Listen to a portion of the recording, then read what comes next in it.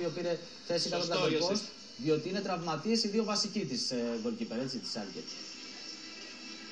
Σωστό, ο Φέρμαν, ο ένας και ο Γκίφερ. Υπάρχουν και δύο παίκτες, αυτοί οι δύο παίκτες, οι οποίοι έχουν θέση βασικού, θα λέγαμε, ως ένα σημείο. Ο μικρός όμως μπαίνει στη στροφή και τους κερδίζει και τους δύο, γιατί πολύ απλά τα έφερε η ζωή έτσι. Καμιά φορά όμως οι μεγαλύτερες και πιο ωραίες ιστορίες γράφονται έτσι. Το ξέρει και ο Βασίλης Σάρτης αυτός. Σίγουρα ο παράγοντας. Πέναντα σε μια δεκάδα. Ο παράγοντας τύχη και οι συγκυρίες ναι, πολλές φορές είναι αυτό που σου δίνει τη δυνατότητα να κάνεις μια παρουσία. Τώρα κατά πόσο θα ανταποκριθεί, γιατί όλα τα βλέμματα θα είναι και πάνω του, να δούμε στην πίεση της Ρεάλ πώς μπορεί να ανταπεξέλθει, και είναι και από τα μάτς, ας το πούμε έτσι σαν βάπτισμα του πυρός, είναι και από τα μάτς κριτήριο, γιατί μην ξεχνάμε ότι και ο Νόιερ κάπως έτσι ξεκίνησε από τη Σάλκε και έφυγε μετά και πήγε στην Μπάγκερ, αλλά πολλά χρόνια ήταν η κολόνα της Σάλκε και έδωσε τη δυνατότητα και στον ίδιο να διακριθεί, αλλά και στην ομάδα να τον αξιοποιήσει. Έχω και την αίσθηση ότι έδειξε και καλά δείγματα στα παιχνίδια που χρησιμοποίησε στην Bundesliga,